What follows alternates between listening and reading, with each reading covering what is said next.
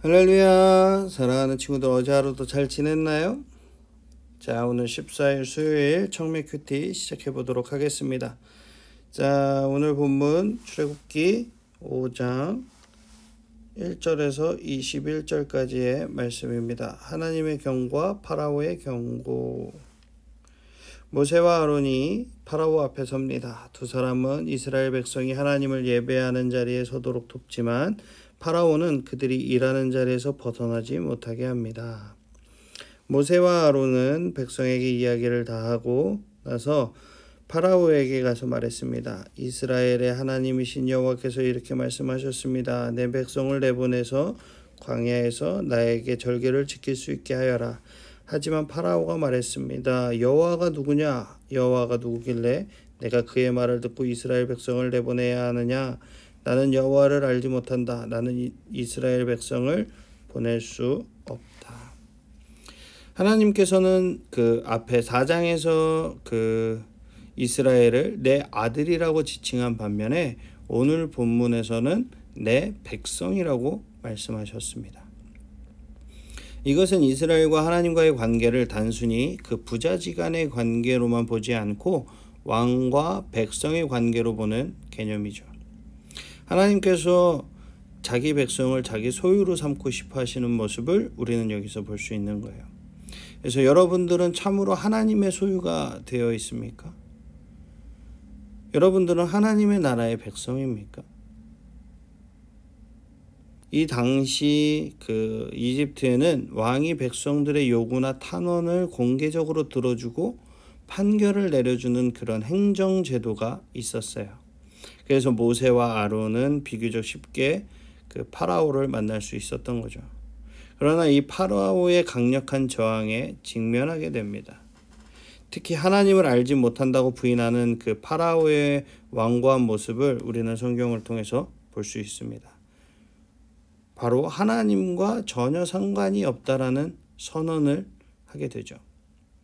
파라오의 이런 영적인 무지를 탓하기 전에 나의 영적인 그런 상태를 점검해보는 오늘 시간이 됐으면 좋겠습니다. 그러자 모세와 아론이 말했습니다. 히브리 사람들의 하나님께서 우리에게 나타나셨습니다.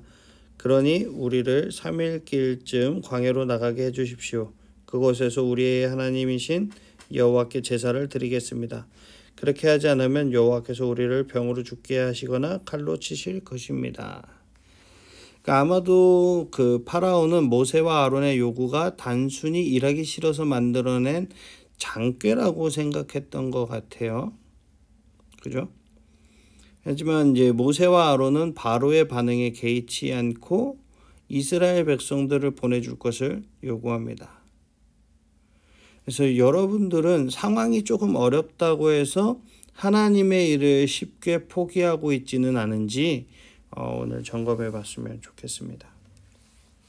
그러나 이집트 왕이 모세와 아론에게 말했습니다. 모세와 아론아, 너희는 왜 백성을 데려가서 일을 못하게 하려고 하느냐? 가서 너희 일을 하여라. 히브리 사람들은 이 땅의 수가 많아졌다. 그런데 너희는 그들의 일을 쉬게 하려고 하는구나. 바로 그날 파라오는 노예 감독과 작업 반장들에게 명령을 내렸습니다. 이제부터는 저 백성들이 벽돌 만드는 데 쓸 짚을 그전처럼 주지 말고 백성들 스스로 짚을 모으게 하여라. 그러나 그 전과 똑같은 개수로 벽돌을 만들어야 한다. 벽돌의 수를 줄여주지 마라. 그렇게 해주면 게을러진다. 그들이 우리 하나님께 제물을 바칠 수 있게 해주십시오라고 말하는 것도 다 게을러졌기 때문이다. 이 백성에게 더 힘든 일을 시켜라. 일하느라고 바빠서 모세의 거짓말을 귀담아 들을 틈을 없게 만들어라. 그리하여 노예 감독과 작업 반장들은 이스라엘 백성에게 가서 말했습니다. 파라오께서 이렇게 말씀하셨다. 이제부터는 너희에게 짚을 주지 않을 테니 가서 너희들 스스로 짚을 찾아라. 하지만 너희가 할 일의 양은 줄여주지 않겠다. 그리하여 백성들은 이집트 땅 사방으로 흩어져서 짚으로 쓸 마른 줄기를 찾아다녔습니다. 노예 감독들은 너희는 짚을 받았을 때와 똑같이 당일의 벽돌수를 채워야 한다고 말하면서 계속해서 백성들을 몰아붙였습니다. 파라오의 노예 감독들은 이스라엘 사람들 중에서 작업 반장을 뽑았습니다. 노예 감독들은 그들에게 백성들이 하는 일에 대한 책임을 맡겼습니다. 노예 감독들은 작업 반장들을 때리면서 어찌하여 어제도 오늘도 이전처럼 벽돌을 만드는 책임량을 채우지 못하느냐고 달그쳤습니다. 모세는 하나님께 복종했는데도 불신과 반대에 부딪혔습니다. 오히려 이 일이 더 어렵게 되었죠. 백성들은 더 심한 노역에 시달려야 했고 이스라엘 표정들은 매질까지 당해야 했어요. 그러자 그들은 모세와 아론을 불신하고 미워하게 되었습니다. 하나님의 명령에 순종한다고 당장의 상황이 호전되는 것은 아니라는 뜻이죠. 믿음이 늘 환영을 받는 것이 아닙니다. 오히려 더 큰 어려움이 올 수도 있죠. 지도자에게는 더 많은 오해가 뒤따를 수 있다라는 겁니다.